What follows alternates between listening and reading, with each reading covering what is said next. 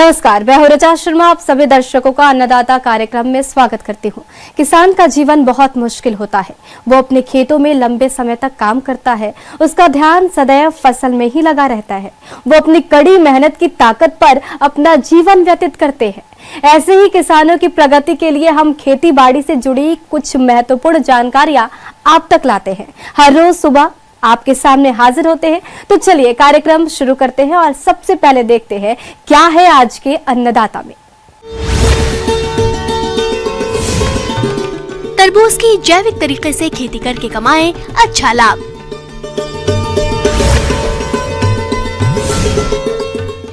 Potato digger से कम समय में करें आलू की खुदाई।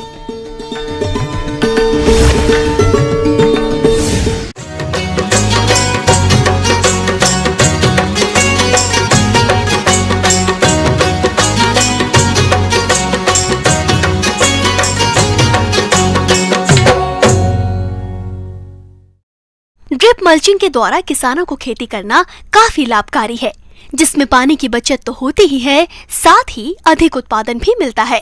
अगर तरबूज की जैविक खेती की बात करें तो ड्रिप मल्चिंग के द्वारा इसकी सफलतापूर्वक खेती की जा सकती है, लेकिन इस विधि से खेती करने के लिए कुछ तकनीकी बातों को ध्यान में रखने की जरूरत होती है, जिसके बारे में बता रहे हैं डॉक्टर प्रमोद कुमार।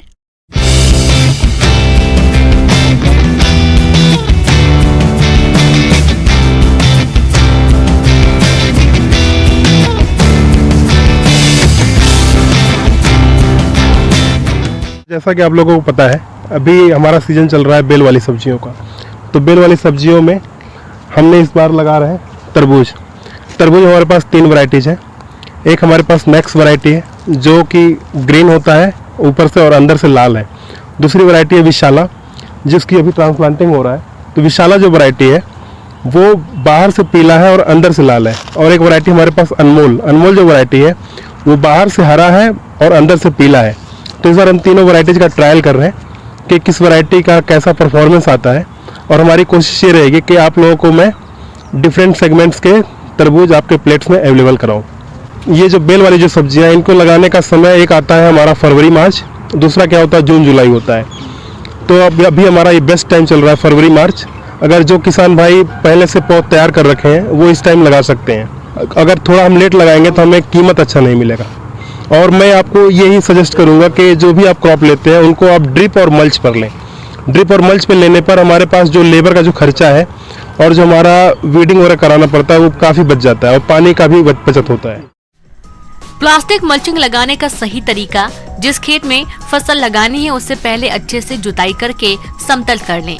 फिर उसमें गोबर की खाद मिला दें और खेत में उठी हुई क्यारी बनाकर उनके ऊपर ड्रिप सिंचाई की पाइपलाइन को बिछा दें। फिर 25 से 30 माइक्रोन या जैसी आवश्यकता हो प्लास्टिक मल्च फिल्म जो फसल के लिए बेहतर रहती है उसे उचित तरीके से बिछा दें और फिल्म के दोनों किनारों को मिट्टी की परत से दबाकर फिल्म पर गोलाई में पाइप से पौधे की दूरी तय करके गोलाकार छिद्र कर लें। इन छेदों में बीज या नर्सरी में तैयार पौध का रोपण करते हैं। जैसे आप ये फील्ड देख रहे हैं, इससे हम पहले फूल गोभी लिए थे। अब उसी मल्च पर हम दोबारा से नया क्रॉप ले रहे हैं। तो हम क्या करेंगे, जितने भी होल्स हैं उसमें पहले से खुदाई करके रख देंगे, जैसे कि आपने देखा कि खुरपी से लोग खुदाई कर रहे हैं। उसके बाद फिर हम पौधों को लगाते जाएंगे। जो तरबूज के एक पौधे से दूसरे पौधे की जो दूरी होती है वो 2 फुट का होता है, लगभग 60 सेंटीमीटर जो हो गया। 60 सेंटीमीटर की दूरी पर पौधों को लगा देंगे। इसके अलावा हमारे जो किसान भाई तरबूज की खेती खेत में सीधे बीज की बुवाई करके करते हैं तो उन्हें प्रति हेक्टेयर खेत में बुवाई के लिए 3 से 4 किलोग्राम बीज की आवश्यकता पड़ती है। और बुवाई से पहले बीज को ट्राइकोडर्मा 6 से 10 ग्राम को प्रति किलो बीज की दर से उपचारित करके मल्चिंग में प्रत्येक स्थान पर 2 से 3 बीजों की बुवाई करें। लगाने के बाद फिर उसमें हम क्या करेंगे, ट्राइकोडर्मा का ड्रेंचिंग करते जाते हैं। ट्राइकोडर्मा क्या करता है, जितने भी जो बीमारियां हैं जो मिट्टी से होती हैं, जैसे डैम्पिंग ऑफ होता है, जो मेन प्रॉब्लम है नर्सरी में जब पौधे लगा देते तो उस टाइम बहुत ज़्यादा प्रॉब्लम आता है डैम्पिंग ऑफ का, तो उससे बचाता है ट्राइकोडर्मा और पौधों को काफ़ी हेल्प करता है ग्रोथ करने में। तो जैसे कि आपको पता है ये हमारा ऑर्गेनिक फील्ड है, इसमें देख रेख के लिए हम क्या करते हैं, जब हमारा पौधा लगभग 15-20 दिन का हो जाएगा तो एक हम 200 लीटर का पर एकड़ के हिसाब से वेस्ट डिकम्पोजर का ड्रेंचिंग करवाते हैं, जो इरिगेशन वाटर के साथ ही पूरे फील्ड में चला जाता है। फिर हम क्या करते हैं नीम ऑयल का स्प्रे, वर्मी वॉश का स्प्रे, और हमारे पास जो भी बायो प्रोडक्ट्स हम अपने सेंटर में बनाते हैं उनका स्प्रे करते हैं। तो जैसे सर नीम ऑयल है, नीम ऑयल हमें क्या करता है, जो हमारे जो पेस्ट हैं उनको रिपेलेंट करता है। तो जो हमारा सीडलिंग्स जो होता है, जो अर्ली स्टेज में जो प्लांट होता है, उसमें डैमेज के चांसेस ज़्यादा होते हैं इंसेक्ट अटैक के। तो नीम ऑयल हम करते हैं 2 ml 1 लीटर पानी में डिजोल्व करके स्प्रे कर देते हैं। और सर जो हमारा वर्मी वॉश होता है, वर्मी वॉश क्या करता है, प्लांट्स के ग्रोथ में हेल्प करता है। जैसे कि नॉर्मल किसान भाई आप यूरिया डालते हैं पौधों पे, उसी तरह से वर्मी वॉश है। वर्मी वॉश में नाइट्रोजन बहुत अधिक होता है। वर्मी वॉश को हम क्या करते हैं, 1 लीटर वर्मी वॉश को 10 लीटर पानी में घोल करके उसकी हम स्प्रे करा देते हैं पूरे फील्ड पे। और वेस्ट डिकम्पोजर जो है एक बार हम पूरे फील्ड में चला देते हैं बेसल डोज में। दूसरा फिर हम क्या करते हैं, एक बार लगभग जब पौधा 30-35 दिन का हो जाता है एक बार स्प्रे करा देते हैं वर्मी वॉश का। तो हमारा परफॉर्मेंस बहुत ही अच्छा आता है। मुझे लगता है कि इस बार हमें पैदावार 300 से 400 कुंटल पर एकड़ के हिसाब से मिल जाएगा तरबूज में। किसान भाइयों को यही सलाह रहेगा कि आप तरबूज की खेती कीजिए, तरबूज का बहुत ही अच्छा पैसा मिलता है। और मल्च और ड्रिप पर तो जरूर जाइए आप। मल्च और ड्रिप यूज करने से आपका खर्चा बहुत ही कम होने वाला है। किसान भाइयों, अभी तक आपने खेती से जुड़ी हुई कुछ उपयोगी जानकारियां देखी। अब लेते हैं एक छोटा सा ब्रेक, जल्द ही लौटेंगे और कार्यक्रम में आगे भी है खेती बाड़ी से जुड़ी कुछ महत्वपूर्ण जानकारियां, तो बने रहिए हमारे साथ।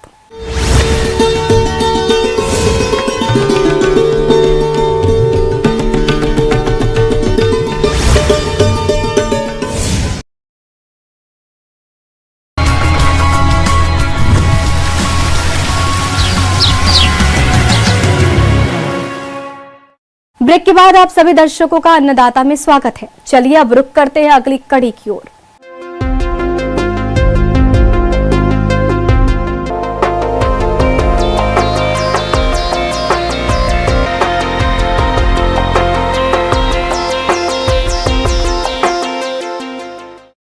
अपने प्रदेश के अधिकतर किसान आलू की खुदाई का कार्य मजदूरों से करवाते हैं, जिसमें मजदूरों की समस्या तो रहती ही है, साथ ही खुदाई का लागत खर्च भी होता है। तो किसानों की इन्हीं समस्याओं को देखते हुए आज हम जानकारी लाए हैं आलू की खुदाई यंत्र के बारे में। तो ये यंत्र किसानों के लिए किस प्रकार उपयोगी है और इसके क्या फायदे हैं, देखिए हमारी इस खास रिपोर्ट में।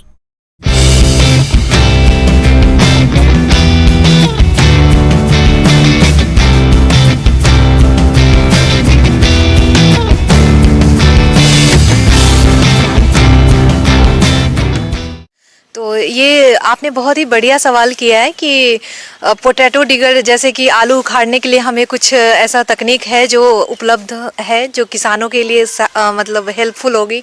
तो मैं बता दूं कि जैसे कि सभी जानते हैं कि आलू जो होता है उसकी जो खुदाई होती है वो काफ़ी मतलब श्रम लगता है उसमें। और एक चीज़ ये भी होती है कि जब भी हम आलू की खुदाई करते हैं तो कई बार देखा गया कि अगर आप हाथ से करते हैं, जैसे खुरपी से करते हैं, तो आलू कट जाती है। तो इससे क्या होता है कि हमें जो आलू का जो कॉस्ट होना चाहिए या जो उसकी क्वालिटी है वो अच्छी नहीं होती है। और दूसरी ये भी एक समस्या आती है कि उसमें मिट्टी बहुत सारा लगा हो जाता है। तो उससे क्या होता है, जब वो सूखने के बाद वो आलू का जो एक प्राइस है, क्वालिटी है, वो कम कर देता है। किसान भाइयों, आलू की खुदाई मजदूरों द्वारा करवाने से काफी श्रम और लागत खर्च आती है। साथ ही मजदूर आलू की खुदाई खुरपी और गैती इत्यादि औजारों से करते हैं, जिससे खुदाई के समय आलू के कंद चोट ग्रसित हो जाते हैं और इससे बाजार में इसका अच्छा मूल्य नहीं मिलता। साथ ही यदि ऐसे कंदों का भंडारण किया जाएगा तो कंद फफूंद जनित रोगों की चपेट में जल्दी आ जाते हैं। तो आलू खुदाई यंत्र में क्या होता है कि ये हमारे एक तो पहला चीज़ होता है कि ट्रैक्टर से ऑपरेटेड होता है, जो रियर माउंटेड बोलते हैं, मतलब ट्रैक्टर का जो 3 पॉइंट लिंकेज और पीटीओ होता है उससे ये अटैच होता है। और इसके लिए हमें ट्रैक्टर चाहिए होती है 40 HP से ज़्यादा की, मतलब अगर हम रिकमेंड करें तो 45 HP बोलते हैं। तो इसमें ये होता है कि आपका जो जैसे मान लीजिए ये 2 रो हो सकता है या 4 रो हो सकता है, मतलब एक बार में 2 रो से ये आलू खुदाई कर सकता है, नहीं तो 4 रो का भी कर सकते हैं इससे। तो ये देखा गया है कि इसकी प्राइसिंग जो होती है ये 2 रो या 4 रो जो इसकी फील्ड कैपेसिटी है उसी पे डिपेंड करती है। तो अगर मान लिया जाए कि अगर आप आपके पास टूरो पोटैटो प्लांटर है तो आप उससे जैसे 1 एकड़ की खुदाई लगभग आप 1 घंटे में कर सकते हैं। तो ये काफ़ी समय की बचत करती है। तो अगर देखा जाए 1 एकड़ अगर हम मजदूर लगाएं तो ये देखते हैं हम लोग कि आधा कट्ठा जैसा वो 1 दिन में कर पाते हैं खुदाई। तो इससे क्या होता है कि हमारे लेबर का कॉस्ट इतना ज़्यादा हो जाता है कि जो भी अगर किसान अगर सोचता है कि चलो इससे हम कुछ लागत कम कर दे तो उनके लिए पोटैटो डिगर बहुत अच्छा होता है। कहीं ना कहीं ये आपकी जो लाभ है उसको बढ़ा देता है। आलू खुदाई यंत्र से खुदाई करने पर खुदाई जल्दी हो जाती है, साथ ही आलू कम चोट ग्रसित होते हैं। इस यंत्र से खुदाई करने पर आलू खुदाई लागत कम आती है। एक साथ आलू की खुदाई भी हो जाती है और उसके बाद इन्हें इकट्ठा कर आसानी से श्रेणीगत किया जा सकता है। किसान भाइयों, वैसे तो प्रदेश में कई कंपनियों की पोटैटो डिगर मशीन बाजार में आसानी से मिल जाती है, जिनकी कीमत 1 और 2 रो वाली मशीन के अनुसार अलग अलग होती है, जिस पर शासकीय अनुदान भी उपलब्ध है। अनुदान के बारे में अधिक जानकारी के लिए आप अपने नजदीकी कृषि विभाग में संपर्क कर सकते हैं।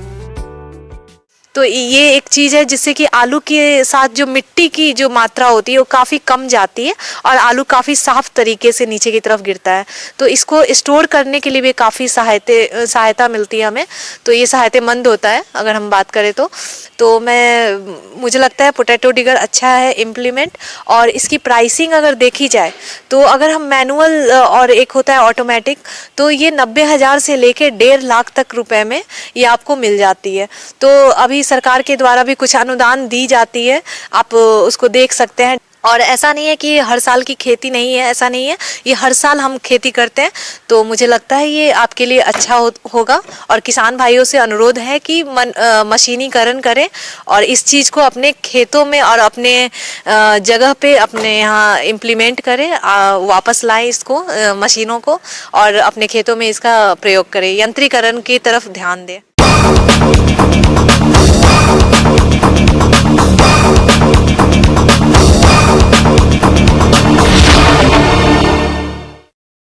किसान भाई अधिक उत्पादन की चाह में अत्यधिक मात्रा में रसायनों का जमकर प्रयोग कर रहे हैं, जिससे मिट्टी में उपस्थित प्राकृतिक उर्वरता धीरे धीरे क्षीण होती जा रही है। और ऐसा ही चलता रहा तो वो दिन दूर नहीं जब समूची भूमि बंजर हो जाएगी। इसलिए प्राकृतिक खेती को बढ़ावा देने की जरूरत है।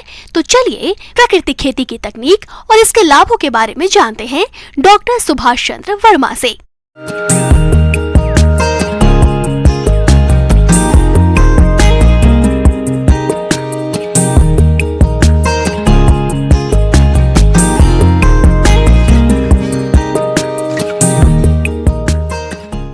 किसान भाइयों, मैं आज सुभाष पालेकर प्राकृतिक खेती के बारे में आप सबको बताऊंगा। प्राकृतिक खेती में प्रकृति और पर्यावरण को संतुलित रखते हुए खेती की जाती है। इसमें रासायनिक खाद और कीटनाशकों का प्रयोग न करते हुए रसायन मुक्त फल सब्जियां तैयार की जाती हैं। तो आप कैसे करें प्राकृतिक खेती, आइए जानते हैं। खेती करने के लिए सबसे पहले हमें जीवामृत तैयार करते हैं, फिर जीवामृत तैयार करते हैं और बीजामृत, और पौध संरक्षण के लिए हमारे पास जो है अग्निअस्त्र, ब्रह्मास्त्र, नीम अस्त्र और खट्टी लस्सी का प्रयोग करते हैं। खेत तैयार करते वक्त फिर जब हम इसमें तैयार करते हैं तो खेत लगाने के लिए हम इसमें घन जीवामृत डालते हैं।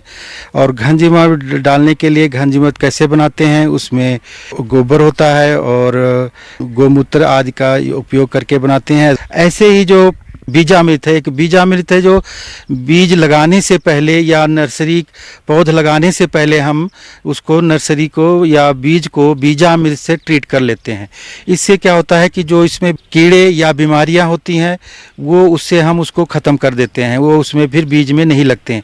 ऐसे ही हम नर्सरी को भी ट्रीट कर लेते हैं। नर्सरी का पौधा खेत में लगाने से पहले हम उसको बीजामृत से ट्रीट करते हैं। इससे क्या होता है कि जब हम उसको खेत में लगा देते हैं तो जो पौधे में जो बीमारी होती है जड़ों से, वो उसकी ये कीड़े होते हैं वो उससे या बीमारी होते हैं वो उससे ख़त्म हो जाते हैं, तथा जो मिट्टी में भी जो कीड़े या बीमारियां होती हैं वो उसको भी इससे प्रोटेक्शन उससे मिल जाती है। तो ये हमारा बीजामृत का उपयोग होता है।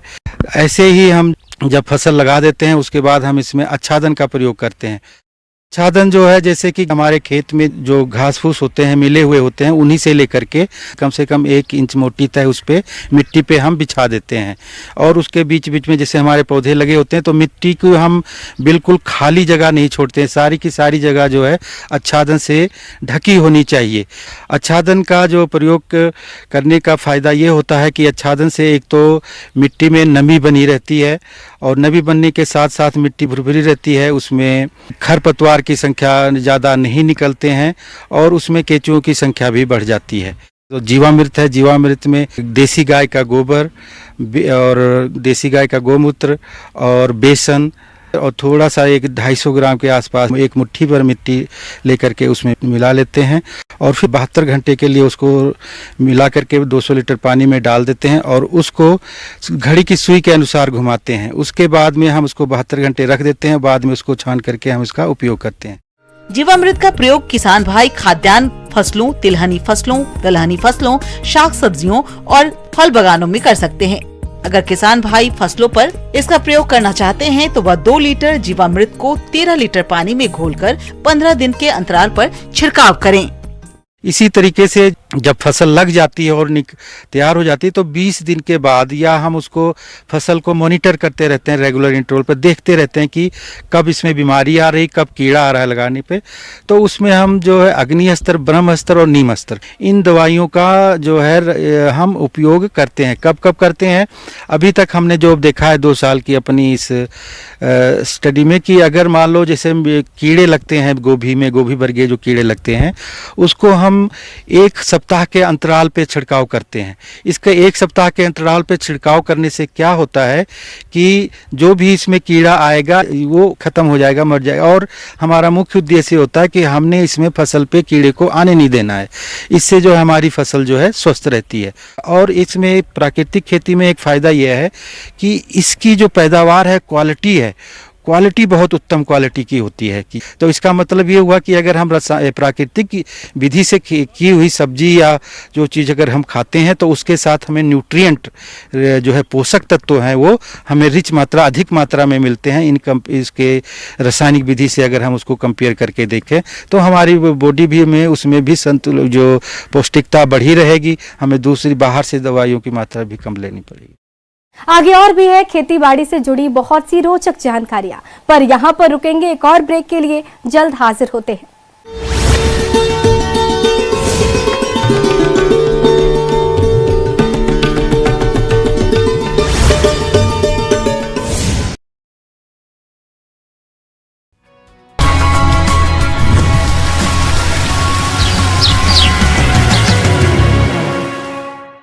ब्रेक के बाद एक बार फिर से आप सभी दर्शकों का अन्नदाता कार्यक्रम में स्वागत है। बढ़ते हैं अगली प्रस्तुति की ओर।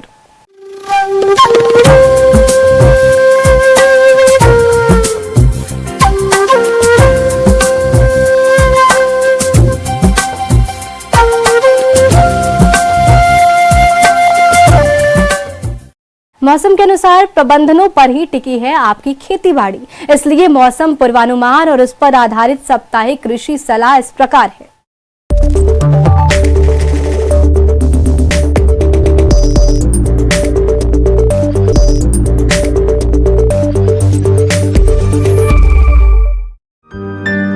ग्रामीण कृषि मौसम सेवा कृषि अनुसंधान केंद्र बीकानेर द्वारा मौसम पूर्वानुमान के आधार पर किसान भाइयों को सलाह दी जाती है कि आने वाले दिनों में दिन और रात के तापमान में कमी होने, कम आपेक्षिक आर्द्रता के साथ मध्यम गति की हवाएं चलने की संभावना है। अधिक तापमान के कारण रबी फसलों की जल मांग बढ़ सकती है, अतः मिलानी के लक्षण दिखाई देते ही या फसलों की क्रांतिक अवस्था के अनुसार सिंचाई की व्यवस्था करें। फसल की अवस्था और बादलों की स्थिति के अनुसार चने में फली छेदक कीट के प्रकोप में सहायक है, अतः खेत पर लगातार निगरानी रखें जिससे कीट व्याधि के प्रकोप का पता चल सके। चने की फसल में फली छेदक के नियंत्रण के लिए इंडोक्स कार्ब 14.5 SC की 1 मिलीलीटर मात्रा प्रति लीटर पानी में घोल बनाकर छिड़काव करें। समय पर बोई गई गेहूं की फसल में बुआई के 90 से 95 दिन बाद पौधों में दूधिया अवस्था पर 5वीं सिंचाई देवें और जौ की फसल में बुआई के 90 से 100 दिन बाद 3री सिंचाई देवें। देरी से बोई गई गेहूं की फसल में बुआई के 85 से 90 दिन बाद पौधों में बाली बनने पर चौथी सिंचाई देवें। रबी फसलों गेहूं और जौ को दीमक से बचाने के लिए समस्या वाले क्षेत्रों में सिंचाई पानी के साथ क्लोरोपाइरिफोस 20 EC नामक दवा 2400 मिली प्रति हेक्टेयर की दर से उपयोग करें। सरसों में फलियों को झड़ने से बचाने के लिए फसल की कटाई शारीरिक परिपक्वता के आधार पर करें। पशुओं को संतुलित आहार के साथ साथ खनिज मिश्रण भी प्रतिदिन खिलाएं। दुधारू पशुओं को थनैला रोग से बचाने के उपाय करें। पशुओं को खुरपका मुंहपका रोग से बचाव का टीका लगवाएं एवं पेट में कीड़ों की दवाई नियमित दें। किसानों को अपने बीच कम से कम 1 मीटर की दूरी बनाए रखने के लिए भारत सरकार और स्वास्थ्य विभाग के दिशा निर्देशों का पालन करना चाहिए और महामारी कोविड-19 को देखते हुए बाहर की यात्रा के दौरान मास्क का उपयोग करना चाहिए।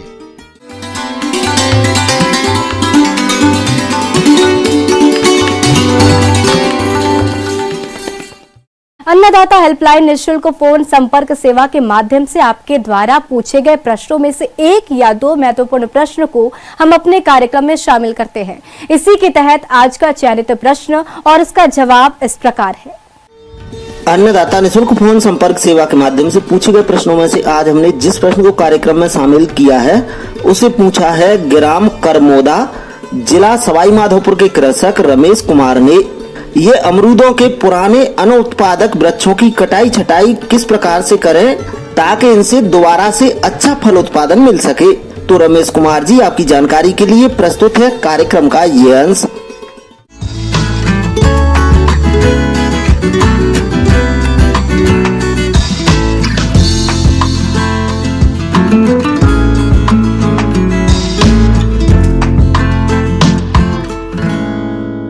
देखिए, अमरूद एक ऐसी फसल है जो कि अपनी पूर्ण अवस्था 15 से 20 साल में प्राप्त कर लेती है। तो अगर आपके ऐसे अनुत्पादक बाग हैं जिनकी उम्र काफ़ी हो चुकी है और उसमें विभिन्न किस्म के रोग लग गए हों, तो इसमें जीर्णोद्धार एक बहुत महत्वपूर्ण प्रक्रिया होती है जिससे कि हम उसमें नए जीवन का संचरण कर लेते हैं।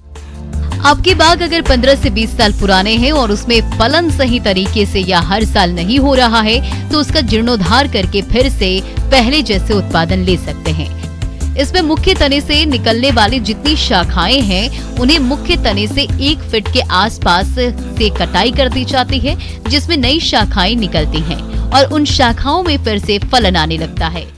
तो जैसे आप बाग में देखेंगे कि बाग का एक सिद्धांत है कि जो टहनियाँ हैं वो आपस में सटी ना। अगर आप उन टहनियों को छांट देंगे, बीच से खोल देंगे तो रोशनी उसके अंदर आ जाती है। दूसरी जो महत्वपूर्ण चीज़ है, जो रोगग्रस्त टहनियाँ हैं जिनमें बहुत ज़्यादा रोग लग चुका है, उनको आप छटाई कर दें। तो छटाई का जो मानक है वो आम के कंपैरिजन में अमरूद में 1.25 मीटर से लेकर 1.5 मीटर के बीच का होता है। जहाँ आम में आप 3 मीटर तक की छटाई करते हैं, वहाँ अमरूद में 1.25 मीटर के आसपास आपको उसकी छटाई कर दें। तो मुख्य शाखा आप जो है 1.25 मीटर पर रखते हैं और उसके बाद जब आप छटाई करें तो ये विशेष ध्यान रखें, कटे हुए स्थान पर आप जो है कॉपर ऑक्सीक्लोराइड का जरूर घोल लगा दें। क्यों? क्योंकि कॉपर ऑक्सीक्लोराइड अगर आपने पेस्ट नहीं लगाया और जगह खुली रह गई तो उसमें बहुत से कीट और रोग कारक को प्रवेश का द्वार मिल जाता है। दूसरा महत्वपूर्ण चीज़ है कि जैसे ही आप कटाई छटाई करें तो उसमें खाद का भी प्रबंधन बहुत ज़रूरी है। अगर आप खाद का प्रबंधन नहीं करेंगे तो आपके पौधों में कल्ले नहीं विकसित होंगे। तो ये ज़रूरी है कि कम से कम आप एक पौधा जो कि 15 साल से 20 साल की अवस्था का बीच है जिसका आप जीर्णोद्धार कर रहे हैं, तो 125 ग्राम जो है आप यूरिया और करीब 1400 ग्राम म्यूरेट ऑफ पोटास और इसी तरीके से सिंगल सुपर फास्फेट का आप प्रयोग करके उसको खूब अच्छे से गुड़ाई कर दें और गुड़ाई करके उसमें खाद का प्रयोग कर दें। जैविक खाद के रूप में आप सड़ी गोबर की खाद कम से कम 40 से 50 किलो प्रति पौधा और 1 किलो के आसपास नीम की खली का भी प्रयोग करेंगे, तो जिससे आपके आगे जो कल्ले होंगे बहुत अच्छे निकलेंगे। कल्ले के प्रबंधन को सीधी भाषा में अगर हम कहें तो कल्ले इस तरीके से प्रबंधित किए जाएं कि हमारा बाग जो है चारों दिशाओं में उसकी टहनियाँ जाएं और आपस में लगे ना। तो 4 दिशाओं में बाहर की ओर जाते हुए कल्लों का अगर आप प्रबंधन करते हैं तो आप देखेंगे कि आपकी आगामी जो वर्ष हैं उसमें फसल बहुत अच्छी आएगी।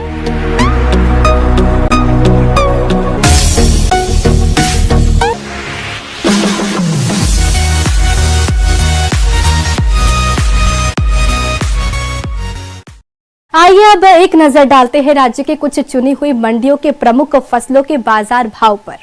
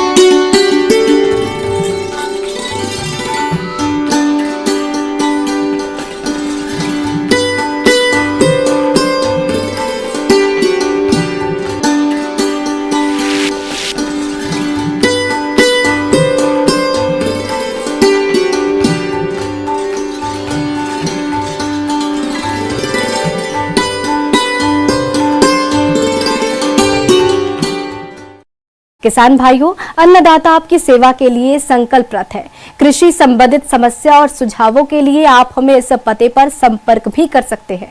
प्रोड्यूसर अन्नदाता news 18 Rajasthan, Ramoji film city Hyderabad 501512। साथ ही आप हमें ईमेल भी कर सकते हैं। हमारा ईमेल है p18annadattarajasthan@nw18.com। इसके अतिरिक्त आप हमें निशुल्क हेल्पलाइन नंबर 180088921663 पर सोमवार से शनिवार सुबह 10 से शाम 4 बजे के बीच संपर्क कर सकते हैं। किसान भाइयों, अब समय हो रहा है आपसे विदा लेने का, तो हमारी अन्नदाता टीम को दीजिए इजाजत। कल फिर आपसे होगी मुलाकात कृषि संबंधित कुछ और महत्वपूर्ण जानकारियों के साथ। नमस्कार।